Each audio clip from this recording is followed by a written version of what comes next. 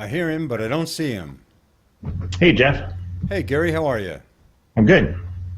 Well, you sound good, but I can't see you. Gee, I can see you. Well, that's a good thing. Let's, yeah, you've just got the circle, the standard uh, All right. frame. Let me back out and join again. Yeah, okay.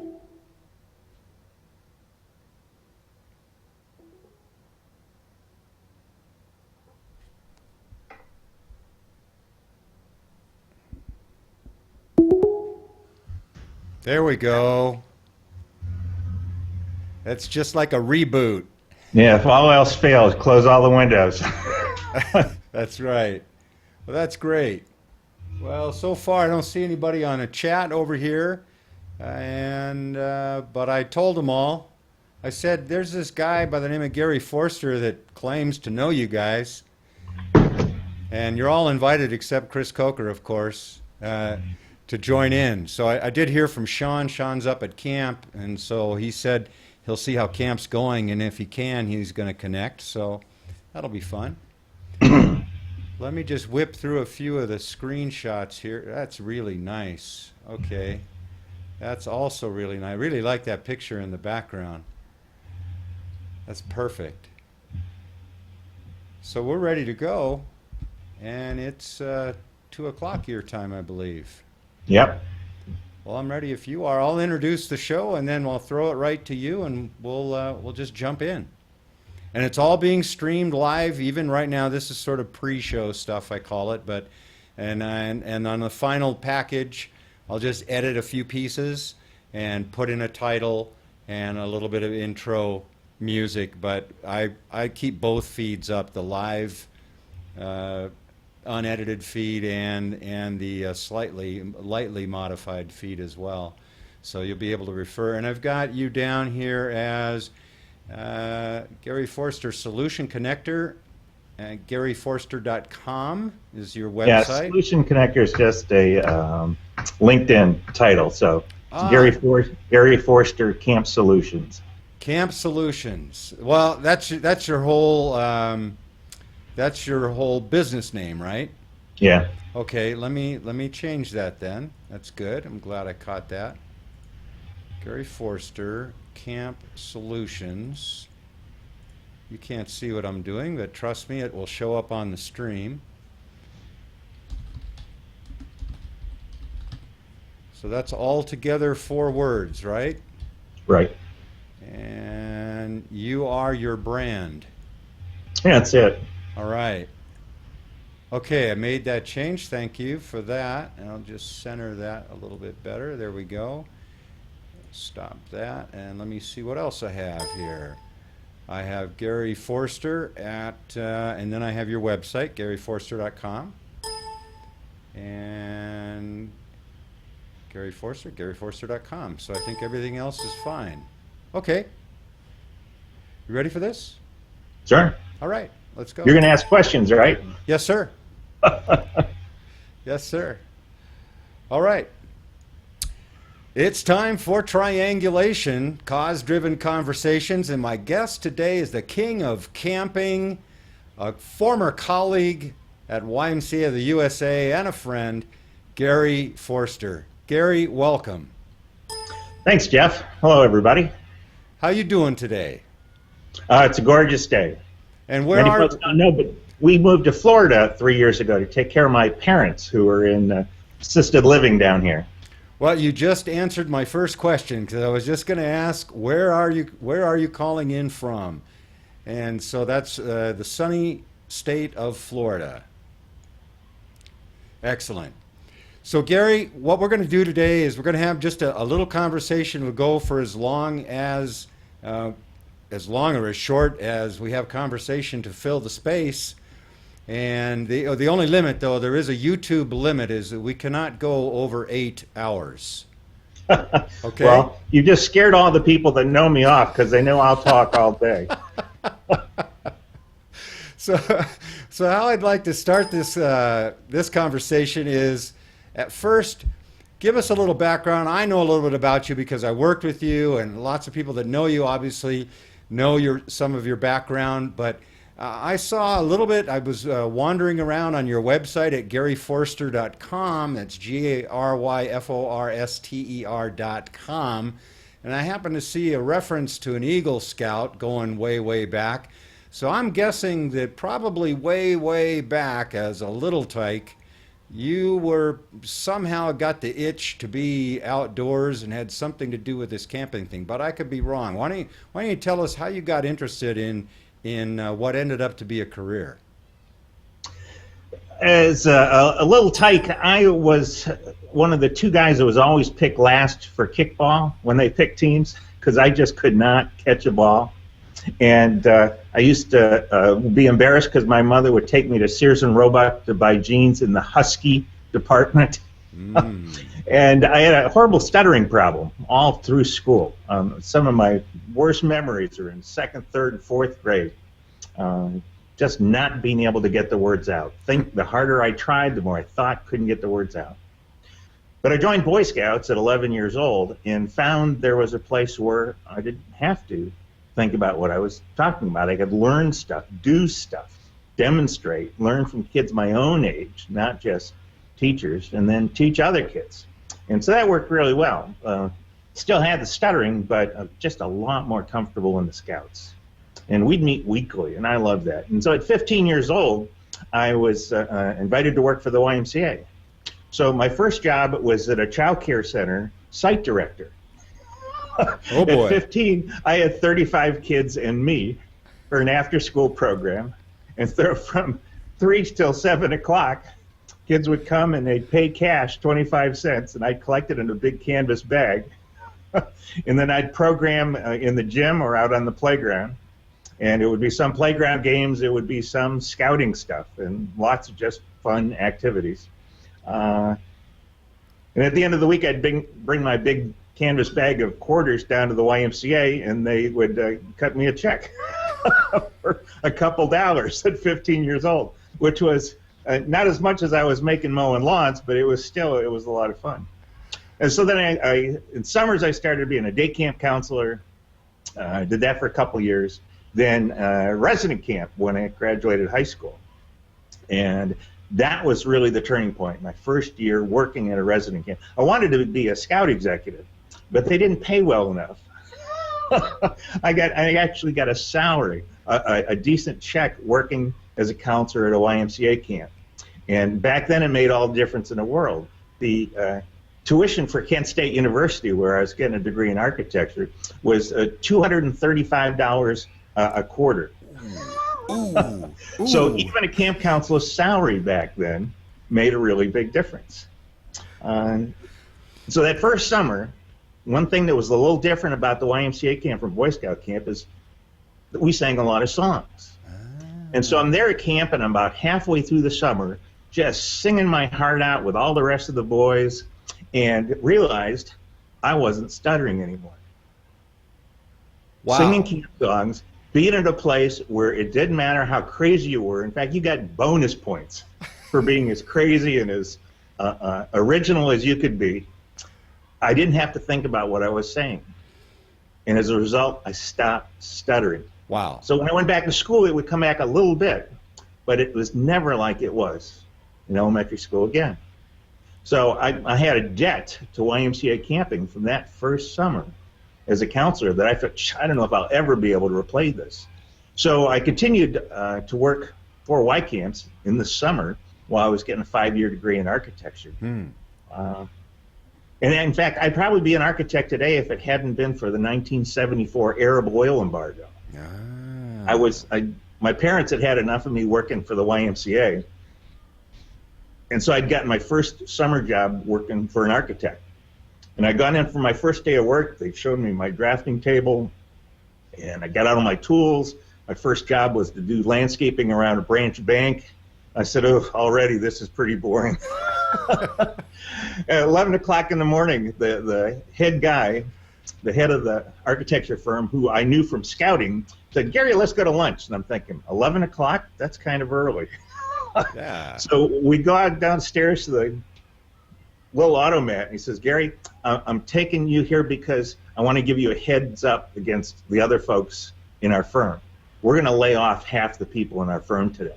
Not just the part-timers like you, but full-time folks that have worked here for 20 years. There is no work in architecture in 1974. This is where, when people were, for the young folks in our audience, gas shortage was so bad that you could only buy gas on every other day, depending on your license plate, whether it was odd or even. Even and odd. I remember it well.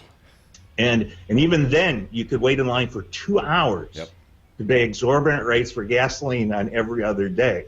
And so as a result, the economy was just in the tank. And so I was so depressed, and I went back, and I hadn't moved out of my apartment at school yet. Got back there, and what am I going to tell my parents? I've been fired on the first day of work. When my camp director calls back, he says, Gary, I know you told me you wouldn't work for me this summer, but I am desperate. I'll pay you more than I've paid you ever before. I really need you to take these kids backpacking in Colorado and take them all the way out to the Mount Rainier. And I said, oh, geez, I don't know. How quick do you want me there? So that was a turning point where I realized that there was another hand in this whole operation as to what I was going to do. And from that point on, I felt better about what I was doing in the summer, that I realized that there was something, even in a bad economic time, that's something that was really important. And doing those things with those kids in small groups going around the country, I realized I was making a big impact in their lives. Wow. And so didn't turn back. Exactly. Well, that's a pretty straight beeline right to the Y. Now, what state, what city was this in? It sounded like if you were going to Kent State, were you in state in Ohio? Yeah, I grew up in a suburb of Cleveland, Ohio. Okay. Went to Kent State University, an hour away. So that was the YMCA then in and around the Cleveland area? First, I started with the Cleveland Y, and then my camp director moved the Indianapolis Y. So I worked 6 summers for the Indianapolis Y. While you were going through architecture school? 5-year architecture program. Right. And so then I was done with architecture. Again, the economy was not great, and I had already decided I was not going to be an architect because the stuttering problem was gone, but I still had a kind of a shake to my hand, and computers weren't used yet to design buildings. Of course. So drafting was not my strong suit. I could do renderings and make models to beat the band, and I could design really well. I graduated as the head of the class in design, but knew this was going to be really tough for me. So at that time, it was when the MBA became really popular. I said, Mom and Dad, I've been able to pay for this. I think I can get in-state tuition in Indiana if I work at a Y there. Let me get an MBA. And then what I'll do is I'll tell architects what to build. And so I moved over to Camp Tecumseh, an independent Y camp in Indiana that was going through some real changes at the time. It had just hired a new executive, theoretically the last one, and this was Dick Marsh, who was given the directions, either you save this camp or it's going to close. So he was terrific at assembling people and giving us an awful lot of autonomy, because he knew if we didn't come up with some creative solutions, it wasn't going to work. And just the finest group of people I'd ever worked with. So then going to business school evenings at the very same time. So I was a summer camp director there and the property manager, and he raised money and I spent it on new buildings, and it was just a terrific opportunity. And I tell a lot of folks, the beauty is I got to make all my mistakes there. So that when I went to my next YMCA, I got to start with a clean slate and look back and say, I'm not going to do that again. That didn't work out. This worked out. I'm going to do it twice. So at this point, you're still thinking that your career may be teaching architects, sort of being overseeing them, and you're earning this money and camping at the Y, doing what you really love. But you're still pursuing this MBA, which is an odd track given a YMCA career, especially way back in the mid Especially 70s. that time when, we were just getting past the time where people were called YMCA secretaries, and it was real seen as a calling. And people went into recreation or theology to more typically go Right. in. But it's really at the time where the power of the business decision making was really come on its own. And it's at the same time that the Wise National logo was, we're in the people business. Now, a lot of us were a little offended at that at the time. You can look up these old logos. We're in the people business. That shows these paper cutouts of all identical people, as if it's a good thing to treat everybody the same. So I'm going to this fairly prestigious business school at Krannert in Purdue University. And the unique thing there is most of the other MBA candidates were like myself. They'd been out in the workforce a while and coming back. So they were older, more professional, and really dog eat dog kind of stuff, where each day you had to come in prepared with a case, and they'd say, Mr. Forster, present the case. And of the 60 people in the auditorium, you had to be the one ready to stand up and present the entire marketing plan, which you'd had 2 days to prepare. And if you were the other 59 people, you'd go, and wait to be able to punch holes in the poor guy that got stuck standing up on the stage. So twice with architecture and then with this business school, with this case style, I picked schools that taught me how to take criticism. In architecture school, every morning you go in and you'd show your progress or your final thing, and professors came in and they would just tell you everything that was wrong with it. Everything. And within the first 6 months, you had to be good with that or you dropped out. So as a result, everybody had this mode of, I'm going to learn from everybody else's mistakes. I'm going to learn from all the things that work, what works, how am I going to be able to use it? And as opposed to most of my other friends, many that were in recreation school, they weren't learning anything like that. They were learning skills in program design and the like, but nobody was really giving them the kind of criticism and management and leadership that they were likely going to get in their very first job. So I had a leg up on that. Yeah. So here's the final turning point. I'm in my second year MBA program. The head of my accounting class was the head of the National Accounting Association. Wow. He's the president of the National Accounting Board that sets all the policy. So it's very prestigious. This guy is our professor. And he lays out today's case. He says, all right, you've just been auditing your own business, your company, and you've discovered that you've underpaid your federal income taxes for your business by $7 million 4 years ago. So what are our possibilities? So one of the other students, he raises his hand and says, 4 years ago, and nobody else but you knows that you haven't paid it. No, you've just discovered this. And another raises his hand. What's the statute of limitations on this? And he says, 7 years, but that's not the point. And then the girl next to him says, well, we're 4 years in, 3 years ago.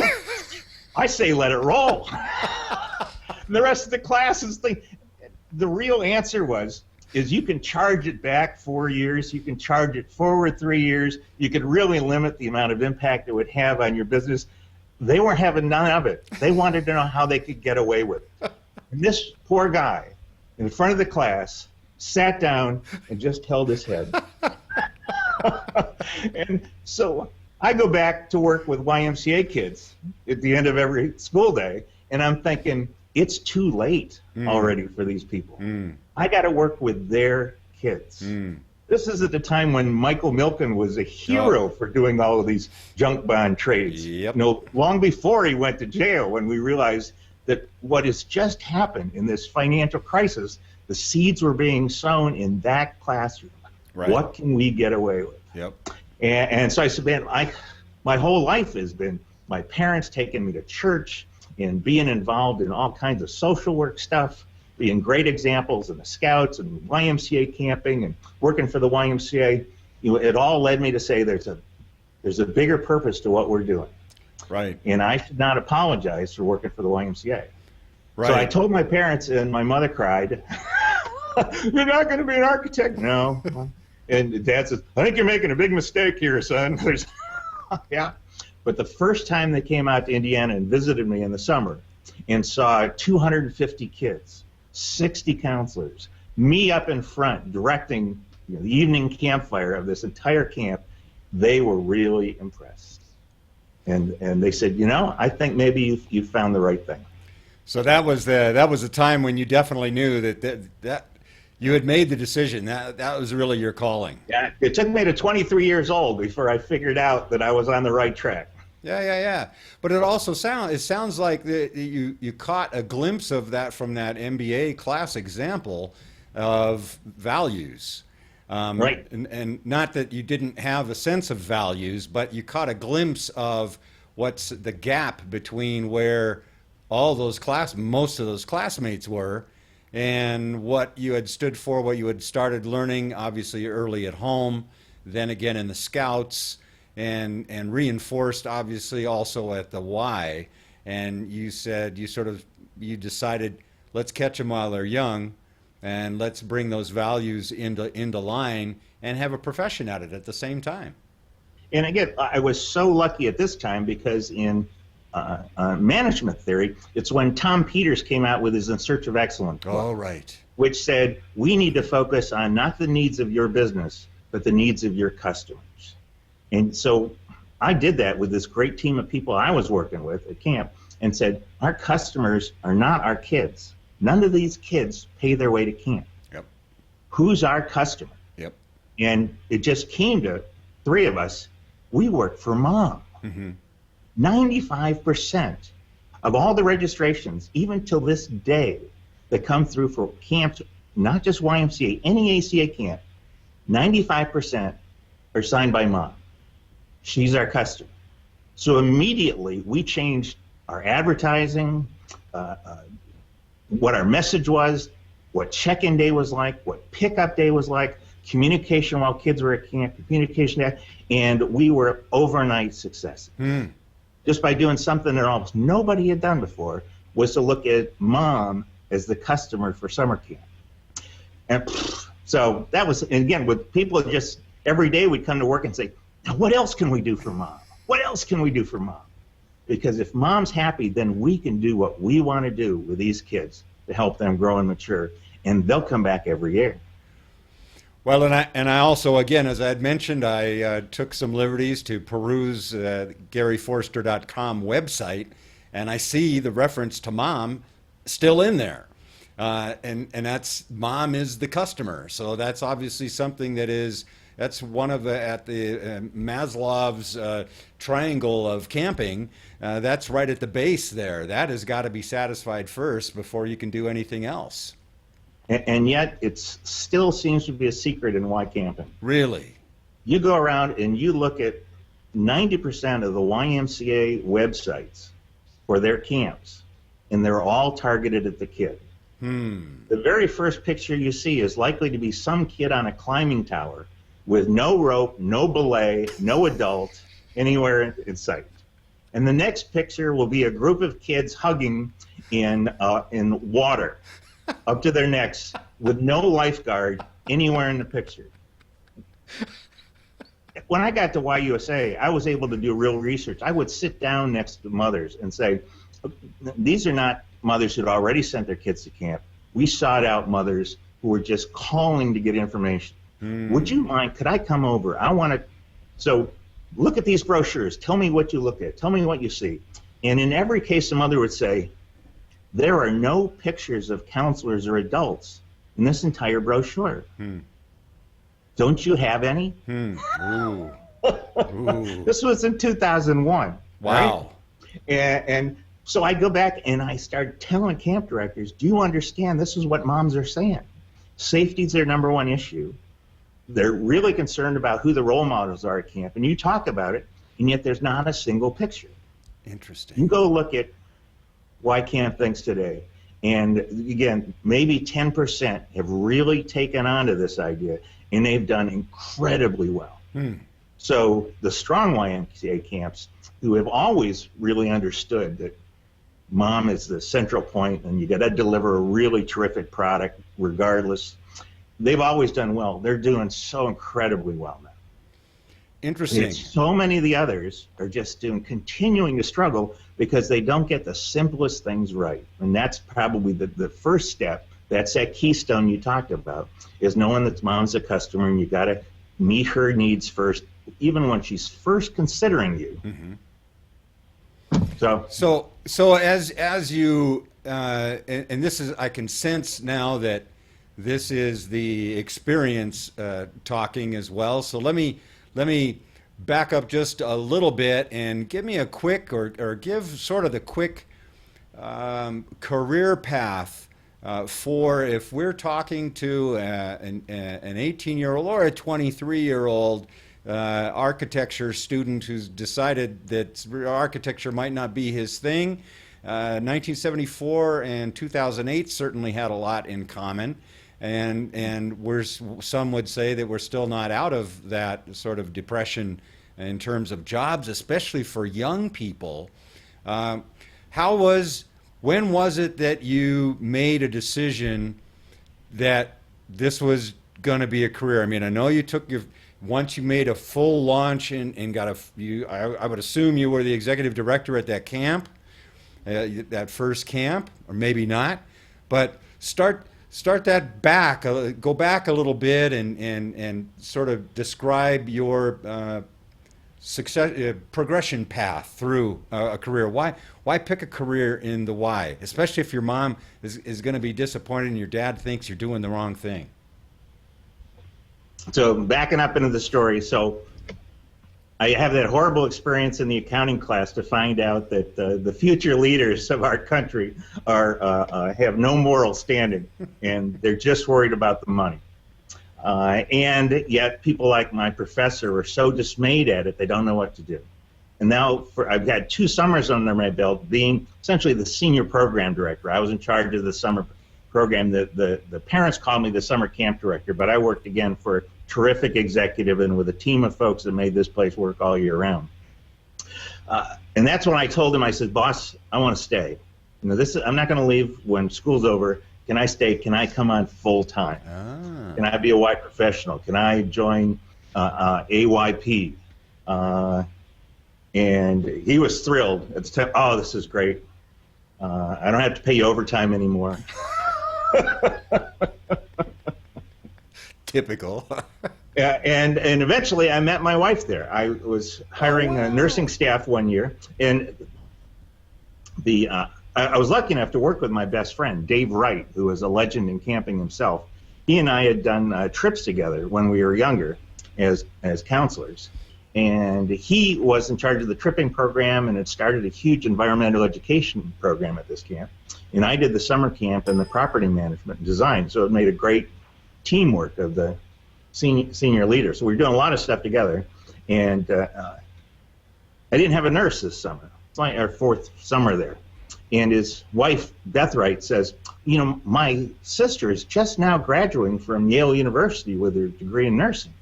I says, I remember meeting her. She'd be terrific. Do you think she'd do this? Absolutely. Well, by the end of that summer, we were sneaking off into the shadows after campfire. And a year later, we got married. Wow. And, so my wife's sister, Beth Wright, they had their first child. And then a year later, we're pregnant with our first child. And we realized we live a long way from our parents. Mine had moved to Florida. We're in Indiana still. And hers lived in upstate New York, and we said we need to live close to one set of grandparents to get the most out of this. So I started looking for jobs on the East Coast in camping, and applied to 3, and I was the youngest applicant for the Camp Jewel job for the Hartford YMCA. I had just turned 30 years old to be the executive director of this big but really suffering camp.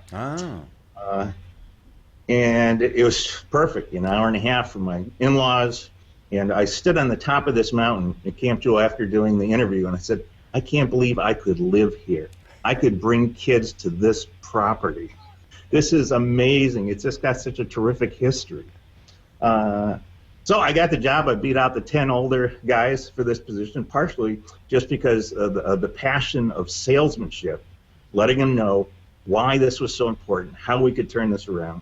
They had hired me originally because the facility was in horrible shape, and they thought that's the reason they didn't have any campers. It turned out it's because the program was much worse than the facility. Boy. And so I could do something about both.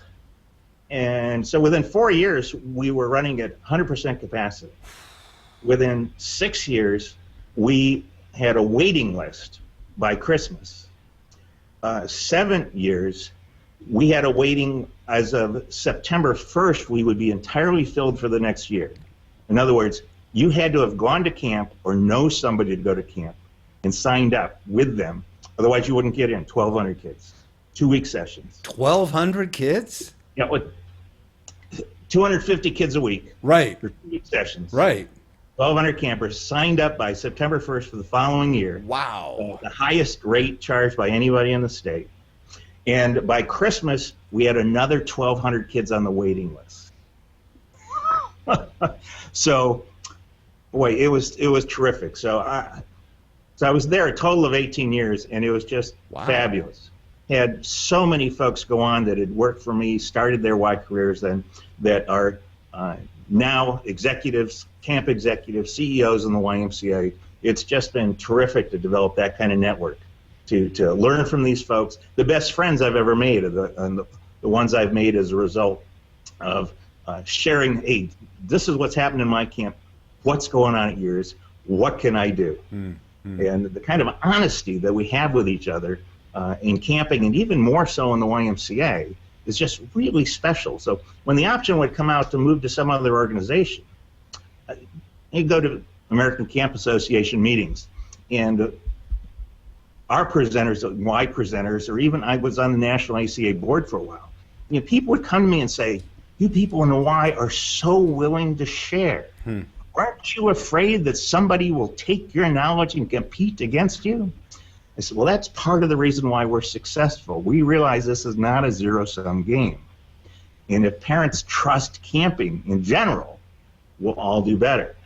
But as long as you think you have to be better than the other guy and not let him succeed, we're all in trouble. So in the YMCA, it's not just that we've got this terrific employment situation where we know of all the jobs that open up and we have a chance to advance within.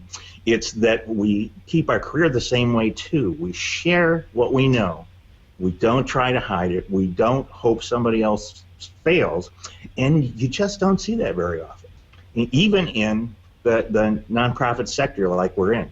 So it wasn't long before I realized I was so lucky that I'd gone with the YMCA for my camping career.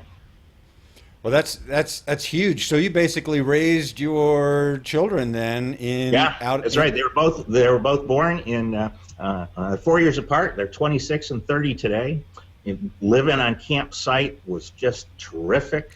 Having parents that not only said, "Can I play with this axe, Dad?" Sure. In fact, bring all the neighbor kids over. I'll show them how to use an axe. So after what was that? What was the name of that camp? Did you call it Camp Jewel? Camp Jewel, Jewell, Hartford YMCA in Connecticut.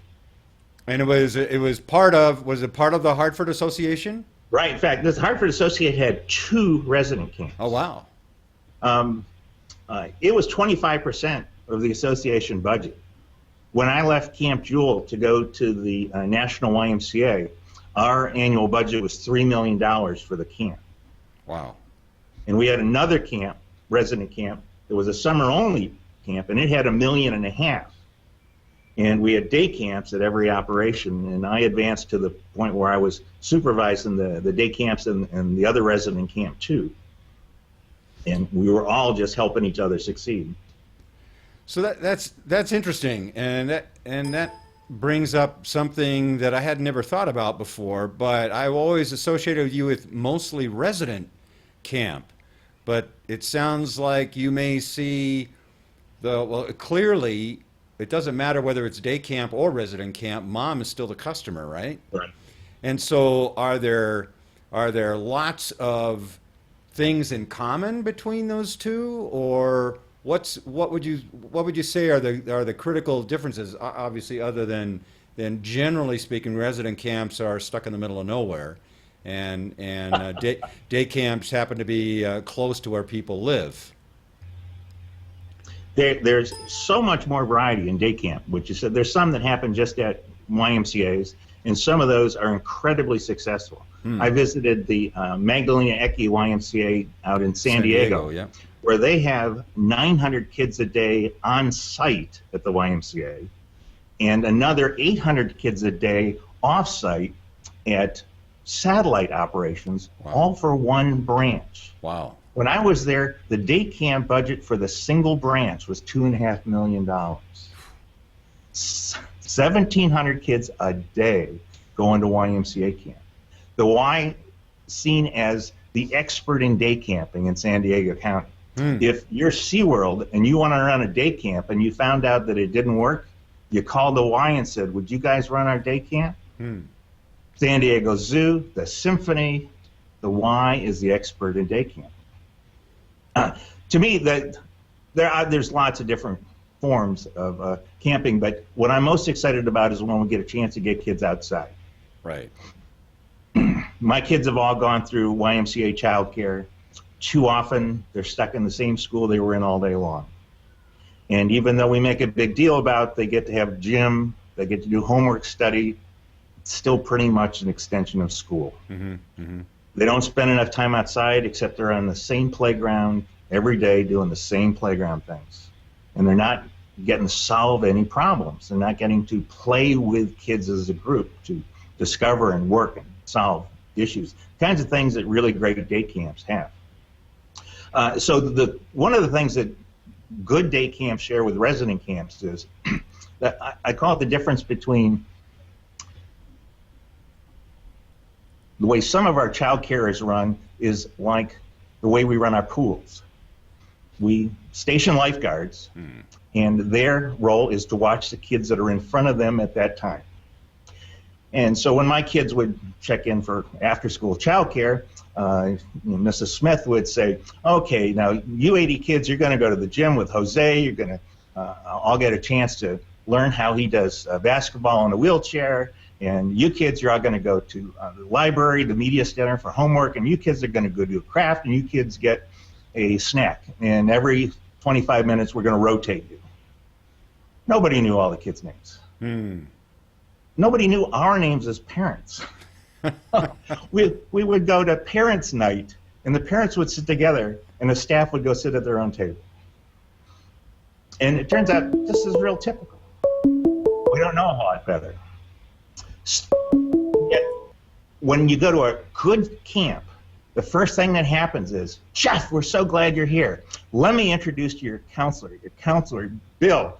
Bill, this is Jeff. Jeff, I've been waiting for you. Come on in. Hey, Joe, could you show Jeff his bunk? I want to talk to Jeff's mom for a minute. Hey, I'm so glad you signed up. What are you hoping Jeff's going to get out of here? You go on in there, and they show you which bunk, fill you in. Counselor says, make sure Jeff learns the secret handshake of Chippewa Cabin and the camp cheer. And I'm thinking, Jeff is thinking, how lucky could I be that I got in the best cabin with the best counselor? He knew my name the minute I arrived. The other kids who were already there were looking forward to showing me how everything worked because some of them had been there the year before.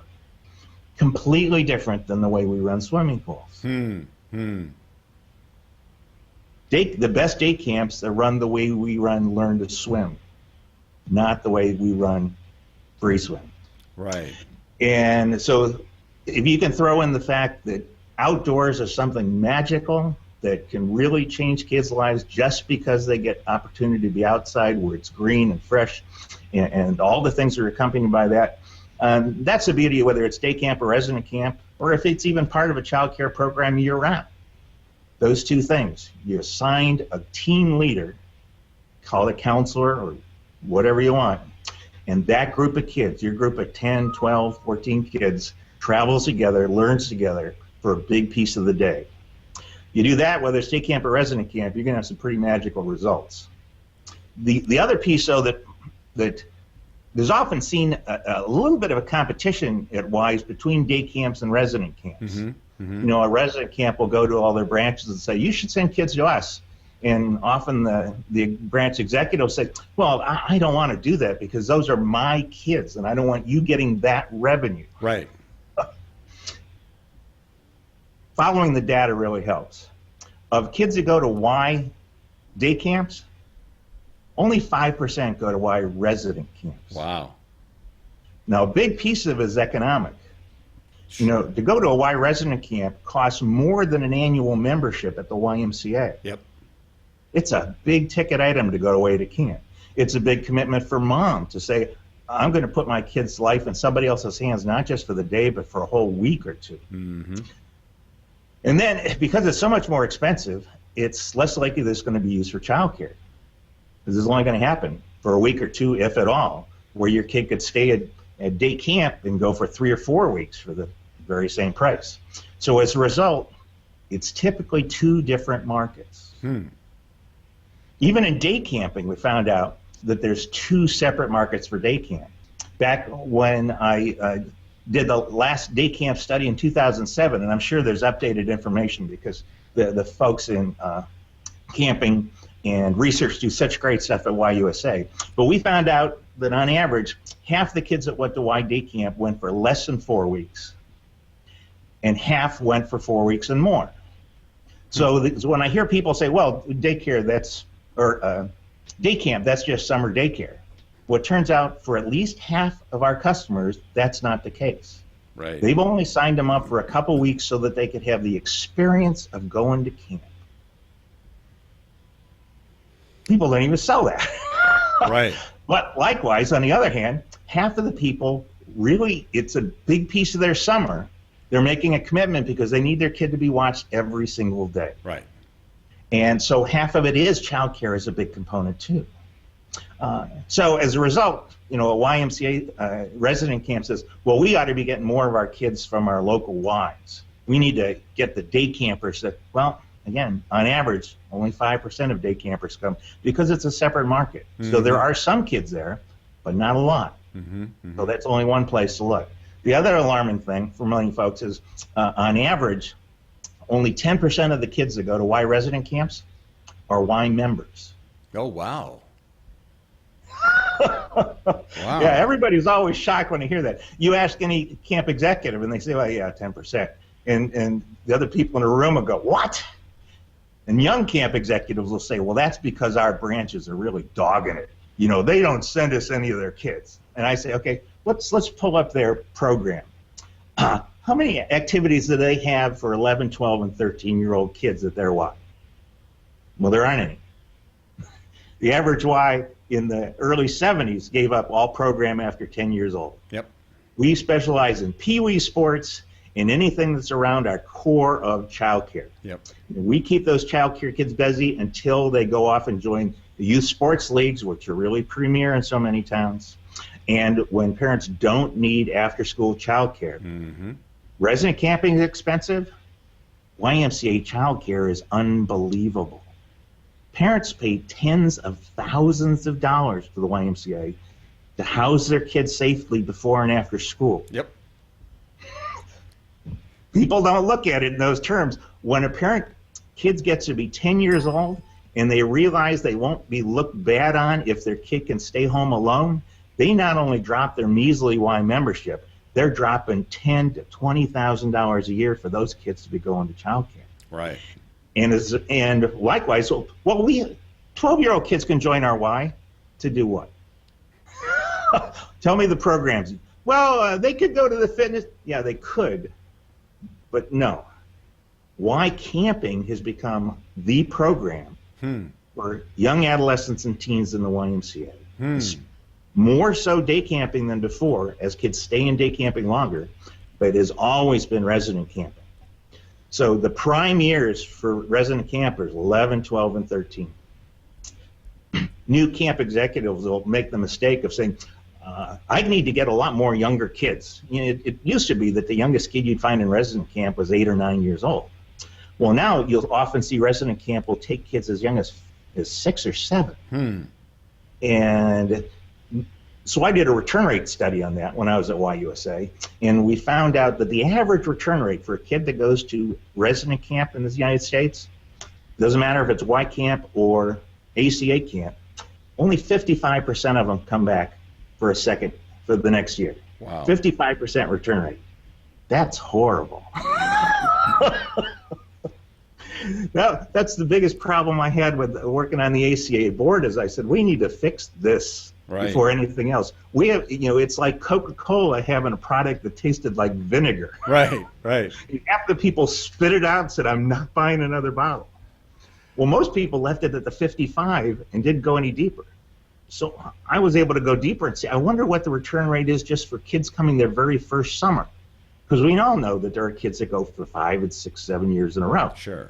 When you take them out, and the average is less than 45%. So less than a half of the kids that go to camp ever go again. And if the kids are 8 years old or under, it's under a third. Wow. So now camp execs look at each other, well, wait a minute. We don't send that many kids home that are homesick in the summer. No, we don't. We're pretty good with those kids. Mom wasn't ready for their 7-year-old to go to resident camp. They're the ones you get all the phone calls every day. They're the ones that are so upset when they find out their kid wasn't wearing their jacket when they saw the picture online. They're the ones that didn't realize their kid filled such a big hole in their life that they were going to miss them so badly that week. So when I hear that a camp director is spending his time at Pee-wee soccer and after-school childcare and the like to get more campers, I'm thinking, yes, if you were to get one of those kids, you think they might be able to come back for 7 more years. Only a third of them will come back next year. As opposed, we ran the same numbers on 11 and 12-year-olds. If a kid comes to camp at 11 or 12 years old, 75% chance they'll come back another year. It turns out not only is the kid ready for camp, but mom is ready for the kid to be ready for camp. It's just the perfect, well, then I only get them for 3 or 4 years.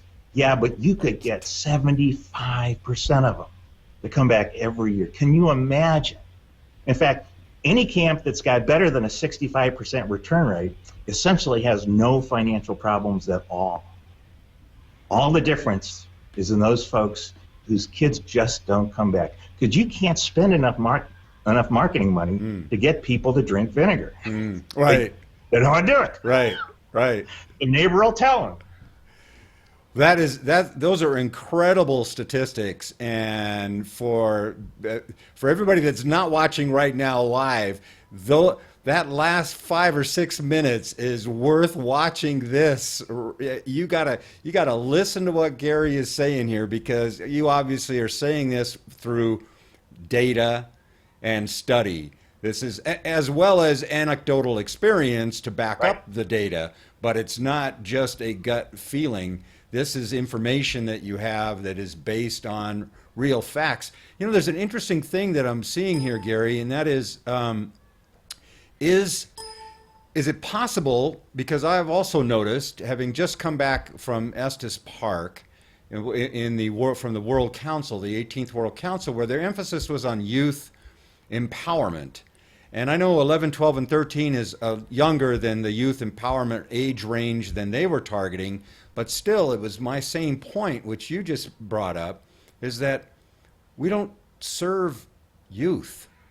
I mean, we serve young kids, the child care kids, but exactly what you just got through saying is we don't have programs. We have very, very few programs for teens while they're in high school. There are some teen departments and things like that around the country, but mostly after teens, we don't do anything.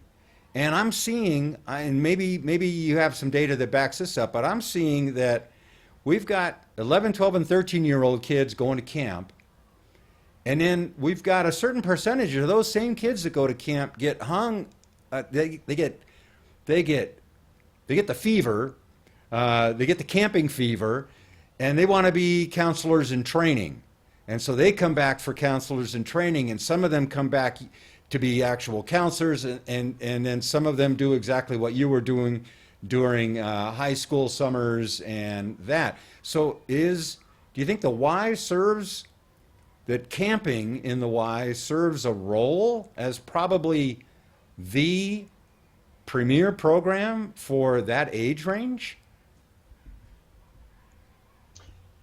If you look back to how camping started, every Y used to have the men's program, which was physical and spiritual, and then they'd have a youth program. And in the summer, back in the late 1800s, people were all jumping on this back to nature movement after Thoreau wrote his book Walden. Right. That, there's real power from spending time in the outdoors. And all the great industrialists built their great camps up in the Adirondacks because they realized they and their families would be recharged after time in the outdoors.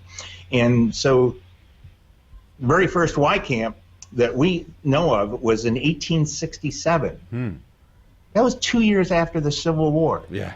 And the flyer from that says, get your kids out of Boston where the air is bad and bad influences of other people, and get them out where they've got great examples of Christian young men, and they'll eat good food, breathe good air. This is 1867. They're talking about the importance of breathing good air. Get good exercise, we'll sing hymns, and we'll become physically fit. What's changed?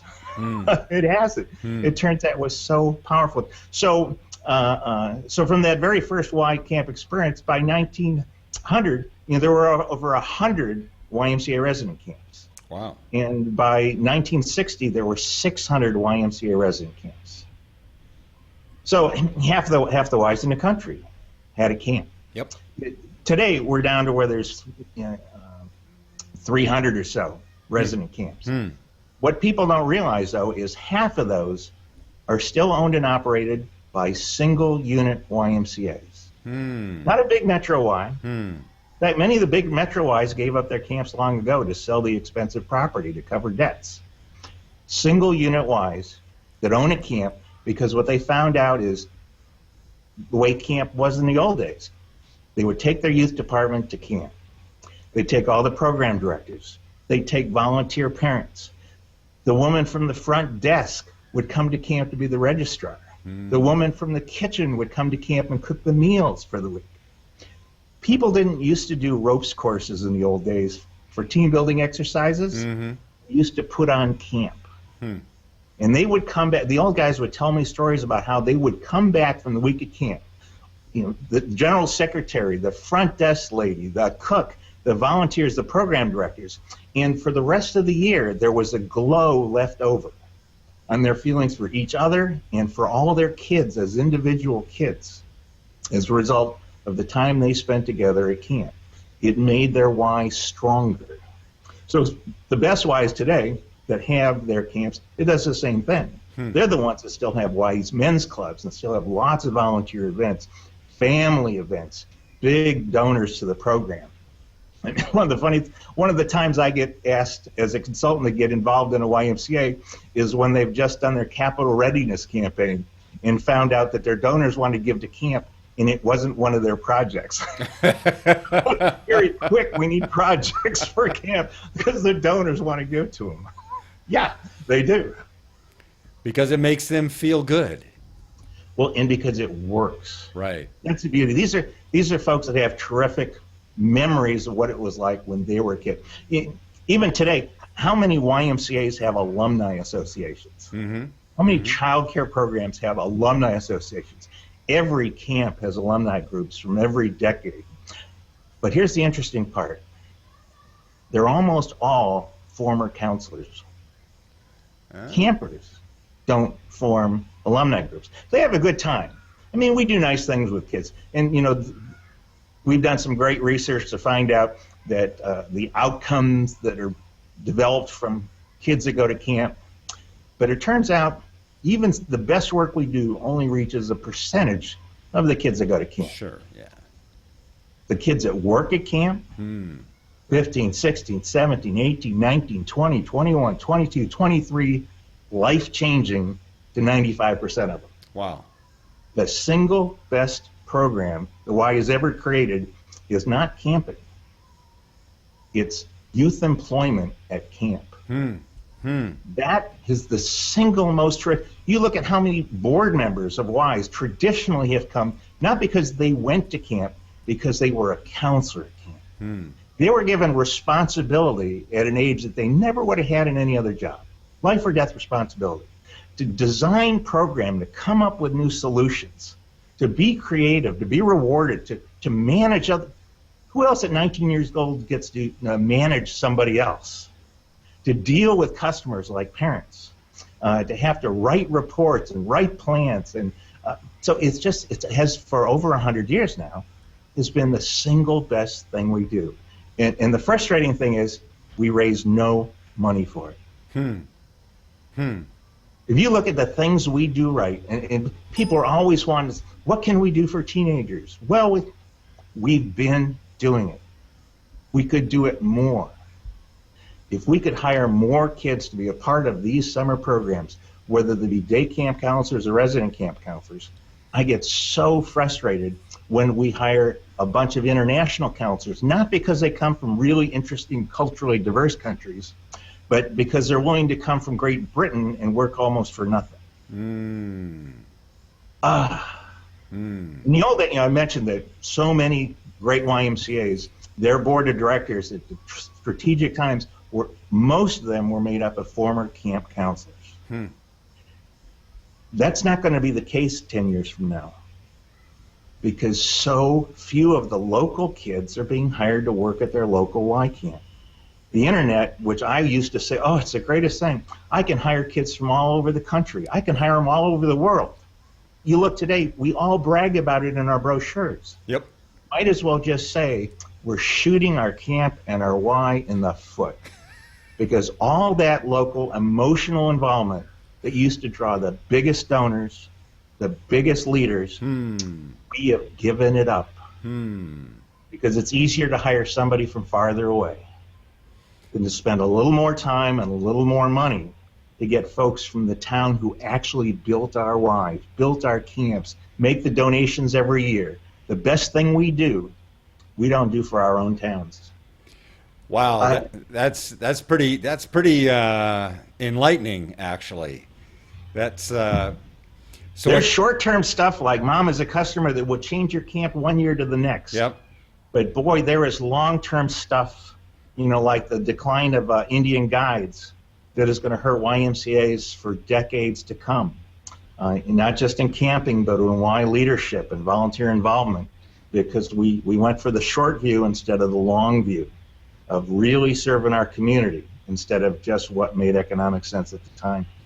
So it's almost like I'm hearing you say from a local hiring perspective, it's kind of relates to how many of us talk about consumer products, where they're made, and there's a whole buy in the USA right segment. Buy local, right. So I'm hearing hire local, really, and if you're in it as your own business and you were a for-profit, I'd hire wherever you can get the best people.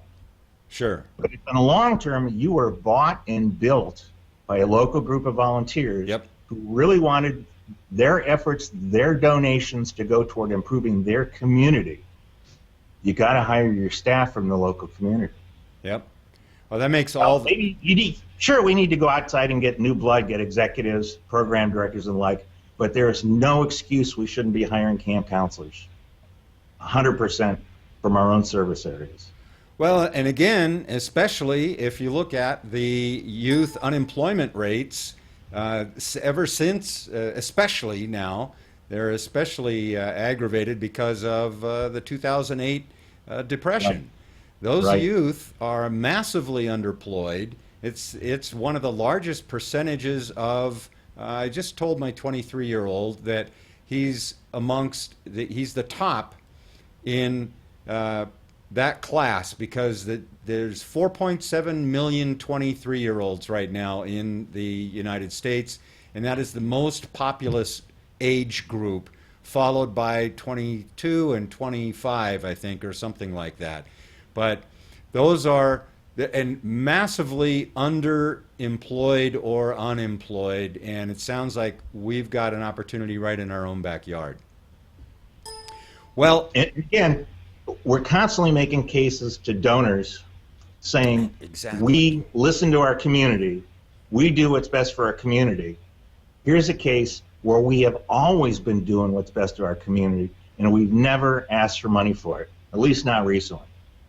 Right. I mean, in the old days, you'd say, let's build a camp, and we built 600 camps for our kids. And then in the 70s, we spun the camps off as branches and said, get your kids and your staff wherever you want. Big mistake.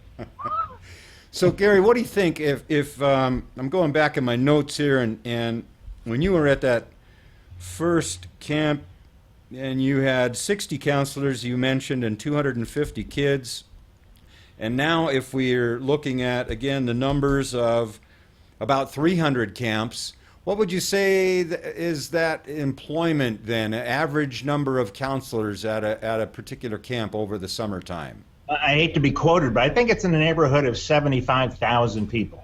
Wow. Just working at Y camps as Wow. summer jobs.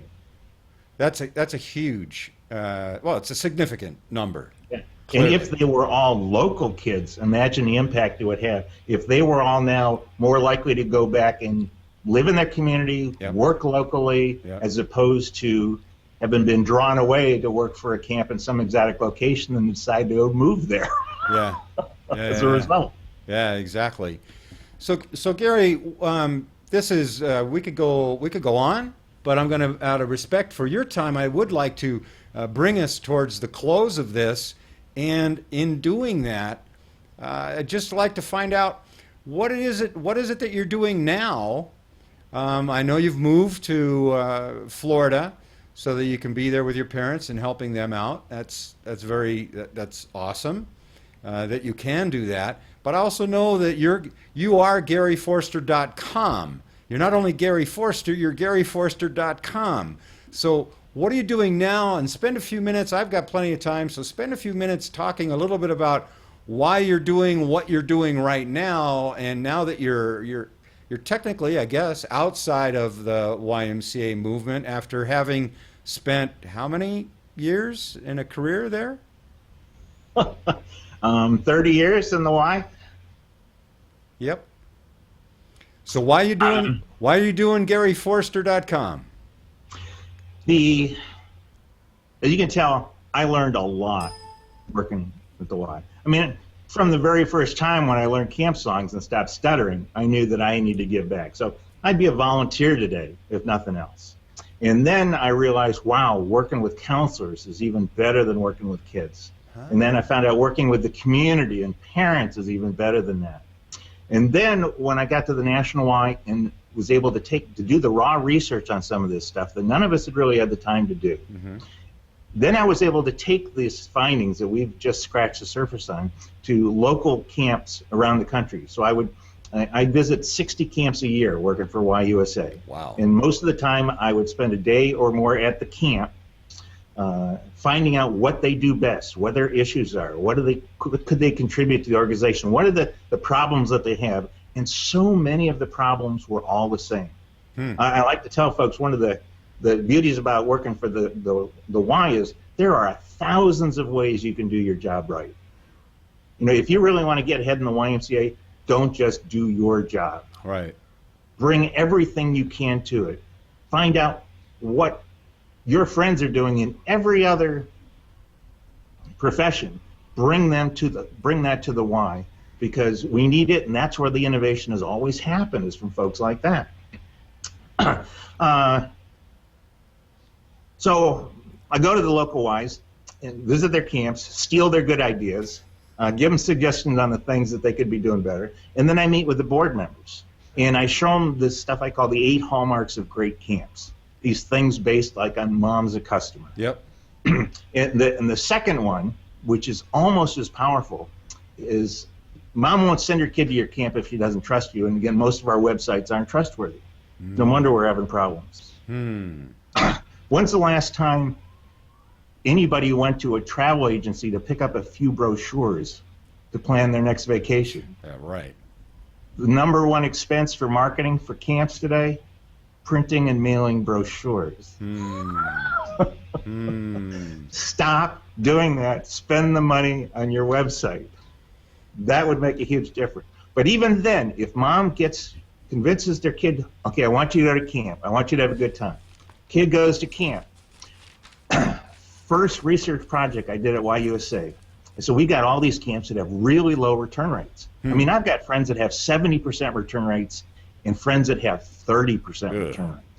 We got to find out what the good guys are doing right, what the bad guys are doing wrong. Yeah. And I just assume that those camps that had 30% return rates, those kids must be having no fun at all. They must be like gulags for the summer. So I had this researcher design this poll, and I just picked the camps at the top and the lowest return rates, and got the September. I said, great, I can delegate. Got the report back in September, and my estimation is those camps that had the really high return rates, kids would be having the most fun, and those kids that had the camp that had really low return rates, they'd be having very low fun. Well, so the report comes back, all dressed up, high return rate camps, high fun. Low return rate camps, same amount of fun. Oh, wow. Oh my gosh. I can't tell you how much time camp people spend talking about how to bring more fun to camp. What's the new fun thing we ought to be doing? I get calls all the time. Where can I buy more fun? And it turns out that's not why kids want to come back. So I'm panicked. I mean, I'm new on my job. I moved my whole family to Chicago. I think I'm going to get fired when somebody finds out. Quick, before Carmelita Gallo finds out, what can I do? And he says, well, obviously you didn't ask all the right questions. You helped me design that question? What do you mean? Well, what can I do now? He says, well, take this survey and turn it into a poll. Call the folks. We have all their names and phone numbers. Call them up and ask them follow-up questions. And again, this is something nobody had ever taught to me before. That if you actually call somebody, you get better data than if you just send them a form. Yep. So for the next 4 days, from noon until 8 o'clock, I was holed up in my office dialing nonstop. And I called all these camps with the low return rate and said, Mrs. Jones, can I talk to you and your son Billy? Sure, you fill out a survey. Absolutely. Billy, did you have fun at camp? Yeah, I had fun at camp. What are you doing next summer? Something else fun? Something else fun. I heard this over and over until it dawned on me, fun is a commodity. We think our YMCA fun is better than going to Six Flags, better than hanging out with our friends down at Starbucks over a Frappuccino. It's not. On a fun scale, it's like milk. You can buy it anywhere you want. And as long as we were hanging our hat on, let's just have fun, there was no reason to come back to do the same fun again, or the same kind of fun. I mean, even Six Flags, if they wanted to come back, they have to spend millions of dollars on a new roller coaster and millions more to advertise it. Sure. Even then, it's a 60-second ride. Yep. So that's not being real honest. So now I'm even more depressed. Why didn't I notice this? This is obviously so now I start calling these high return rate camps, which it turns out is where I should have begun to begin with. And it changed all my research from then on, because I said, why don't we start looking at the people that succeed? What do successful camps do? And so I call these parents up. Joanne, have fun at camp? Yeah, I had a terrific time at camp this summer. What are you going to do next summer, Joanne? Well, I'm going back to camp, aren't I, Mom? You got me signed up, don't you? Yes, I'll get you. What do you mean you'll get me signed up? I need to be signed up right now. I heard this over and over again. Why is it so important that you go back? She said, because that's where I made friends. How long had I been in camping? Wow.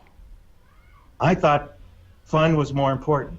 And then I hear from them over, and the mother will say, and so then I started changing my follow-up questions, which again is something you can't do in a survey. Right. And I'd say, what if your friends don't come back?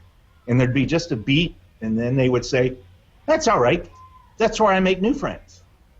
And the mothers who were on the phone would say, it's true. Joanna used to have trouble making friends. Mom, you'd hear. Yeah. But now she's developed so much confidence at camp that now it's overflowed into her life at school, in a church, at synagogue. She makes friends everywhere now because of camp. I could not think of a better place to send her than at camp. All right, this is the tough part for most camps then, not just in the YMCA, but everyone, is it turns out I'm visiting 60 camps a year now, I'm seeing that 3/4 of those are not set up for kids to make friends. There are kids waiting in line to do some event. They're let's do relay races, looking at the back of another kid's head. Let's do capture the flag, where you run around but you don't talk to anybody. Let's have rest hour where you can't talk. Let's eat in a dining hall where the tables are so big you can't yell across them and the acoustics are so bad people can't wait to get out of the dining room. Over and over and over again, the camps are not set up for kids to be able to talk with each other and talk with their counselors and make friends. They're designed to keep kids busy. And those camps with the high return rate, which is the minority, you spend time there during the summer, not the rest of the year, during the summer, and you find out that counselors always walk side by side with kids. Yeah. The pathways are wider because the pathways are designed so that kids could walk 2 or 3 abreast between activities. Now, I would ask these folks, did you design these pathways so that'd be big enough for kids to talk with each other? And they'd look at me like, no, we never even thought of that. But it contributed. Right. Did you decide to have good acoustics in your dining room was more important than this big cathedral room? Yeah, we did. Because we knew when we go out to a restaurant, the number one issue is, can we sit and talk? Right. Right. Oh my gosh. So I get to go and visit all these boards, camp boards, YMCA, Metro boards around the country, and I would tell these things. Mom is a customer. And the women on the board would look at each other and they'd go, see, I told you so. They never listened to us. And the guys would all put their heads down. And then I'd say, and it's about friends, because we started writing programs then on how to make friends. We're talking to the counselors that are teaching the program, and they said, we never heard this before. There is no class in elementary school on how to make friends. Not in junior high, not in high school. We have never been taught how to make and keep friends. And yet, where do wars come from? Divorces, neuroses, all of these insecurities come from. The huge amount of stuff we spend on cosmetics and clothing and stuff. The basis is most of us were never taught or learned to practice how to make and keep friends. And a small percentage of camps have been doing it all along. And so those kids, their mom was satisfied to send their kid there. They brought their kid, they felt safe. Then their kid said, Mom, I gotta go back. And those two things. And so these board members, all again, typically business people, would sit around the table thinking, this is just like my business.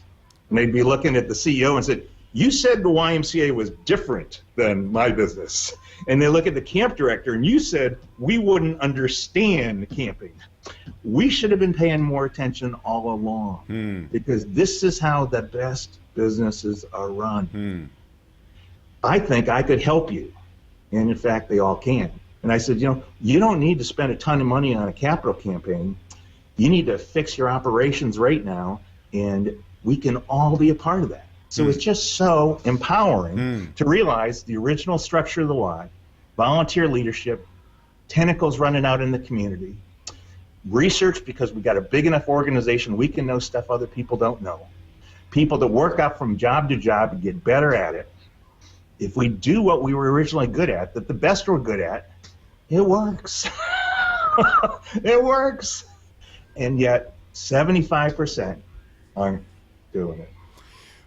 Gary, that's fascinating, and I've got to believe that deep down inside, you already knew the answer when you were doing all this research and sending this survey out, because you just got through telling me that you had 1,200 camper kids Yeah. lined up and full, not only in December, but in September for the following year when you were at Camp Jewel. So you knew this stuff, but it helps that somebody has to articulate it. Sometimes these people will know these things, but they don't realize they know it. And so now you are kind of a voice for these people to say, like you said, well, your paths are set up perfectly. Did you do that by design? Well, what do you mean? Well, they can walk 2 by 2 or 3 by 3, arms around and intertwined with each other, and the kids are making friends. So sometimes it just takes somebody from another more objective perspective to walk in and state the obvious. And obviously you realize that once you asked the right questions to the right group of people, right? Yeah, and then practitioners to take that and really run with it and develop the future.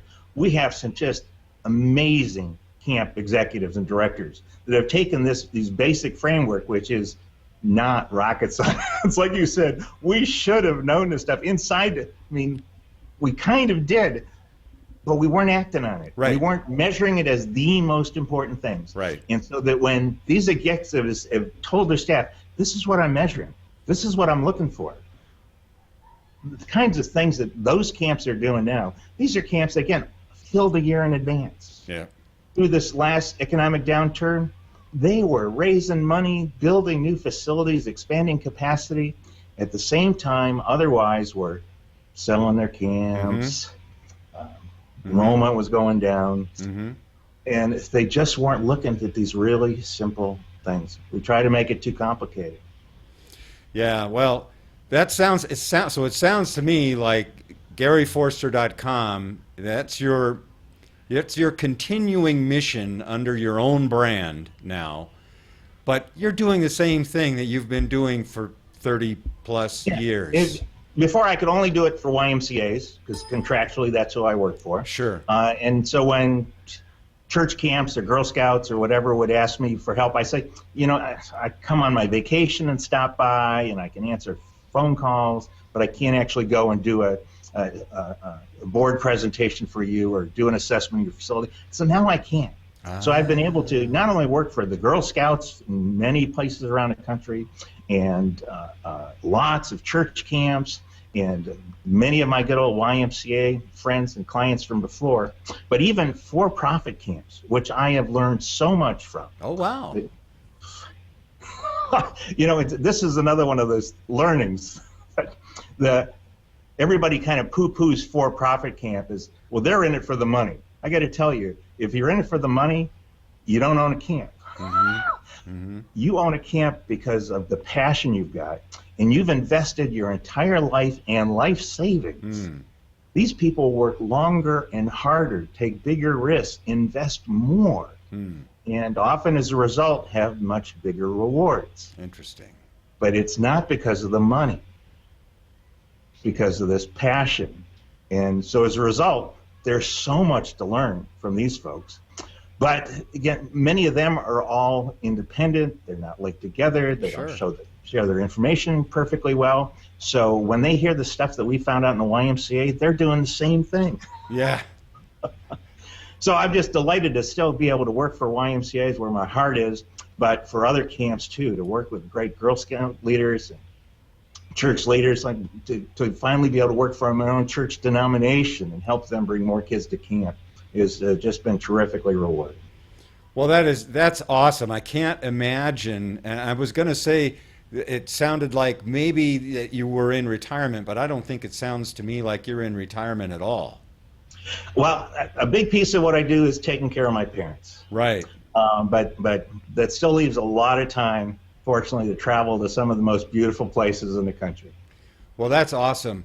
Gary, I really want to thank you for taking the time to be with me here. I feel like this is, even though this is being streamed live on YouTube and it'll be out there for everybody to see, I feel like this has just been a one-on-one conversation, and I've been a huge benefactor of this opportunity to spend a few minutes with you. So I'm very grateful for that. And that really is going to wrap this up. I'm so excited though. Wait, let me ask you just one more thing. And that is, okay, camping for the most part, summer camping now, for the most part, is winding down, if not completely wrapped up, pretty much all around the country. So if you had a tip for an executive director, a camp director out there, what would that tip be now that camping season is over? They're probably just going, whew, we made it, we're through, and they don't want to do anything, and they don't want to think about anything until February, March, or April. But what would you recommend is the best thing for them to do right now, even though they haven't even had a chance to catch their breath? Yeah, add on to that the fact that most of our camps are just shifting gears. They're going into family camp season now, and then it will be team building for schools and universities, and then environmental education and weekend family group programs. And in effect, that's hurt camping more than almost any other thing the YMCA has done, is gone into year-round camping. At one time, it was the answer from YUSA was, how do I make my camp successful? Well, number one is winterize and go year-round, because you can't do it otherwise.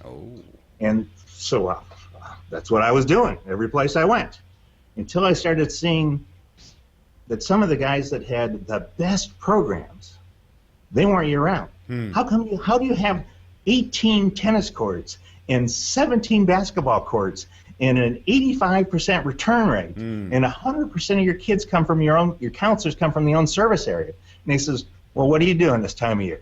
So I'm hustling beds, and finding staff, and I even have to cook occasionally, and I'm supervising people that are cleaning cabins, and I'm plowing snow. And he says, I'm contacting all the folks that I had last summer to remind them what their experience was like, so that they're talking to all their friends about what they had.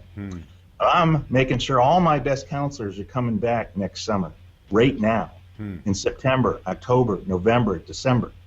I'm planning to make sure that next summer, when we open, camp looks better than it ever has, whereas your camp is already going to be 4 months worn down by the time you open.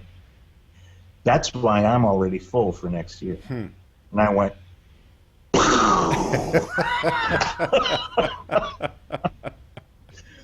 so I'm not saying camp should shut down the rest of the year, although that works. There have been a number of camps that were in really bad shape, big debt.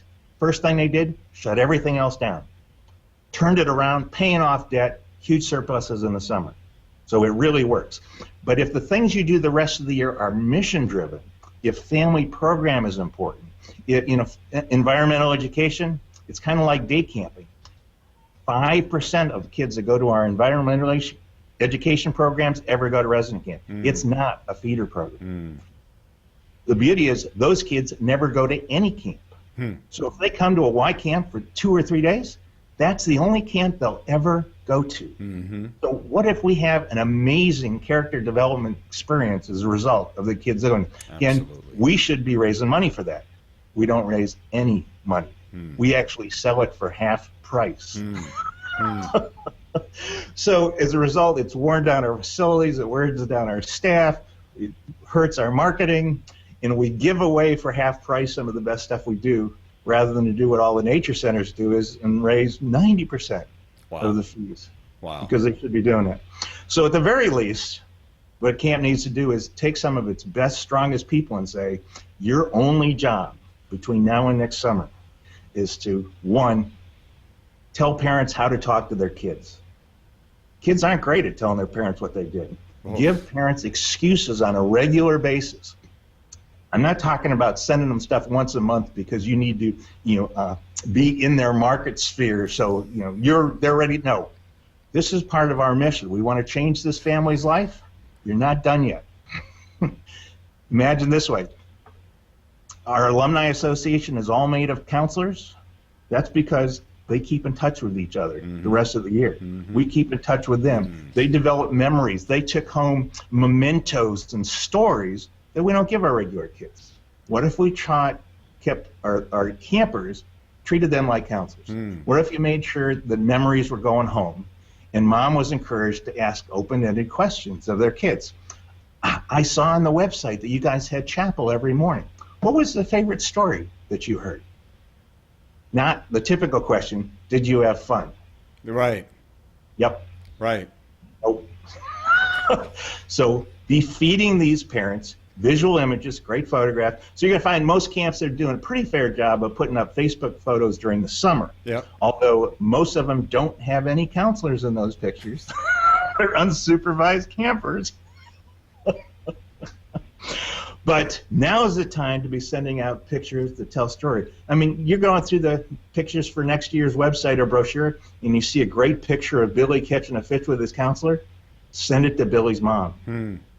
Well, I can't do that for everybody. You know the old starfish story? It mattered to this one. It matters to that mom. It could be life-changing for that mom to see that picture, to share it with her family and parents, to tell everybody she works with, this is what happened to my kid when they went to Y camp. That one photo. Well, no, you won't be able to be moving bunks around while you're doing that. You got to have the time to do those kinds of things. And you do those kinds of things, and the camp fills itself. And those people, so those, we spend so much time, we're exhausted at the end of the summer trying to change the kids' lives. Yeah. And then we say, okay, it's in your court now, Mom. Right, we're done. Your court, kid. You take it from here. You can't do that. We're supposed to be child development professionals. We need to continue to counsel and guide these folks remotely. And boy, we have so many tools to do that today that we never used to have before. And some of the best ones of all time we still got, like GIMP. What if kids went home with something they could give mom as a gift? Yep. Give dad as a gift. We don't even do that anymore. So you do those kinds of things. Guarantee yourself some time each day, each week. You have to do those things. Those quadrant 4 thinking that Stephen Covey used to talk about, the things that aren't urgent but are very important. And you do those things, and it's just life-changing, and you change their lives, they end up changing yours. They fill your can for you. Well, wow.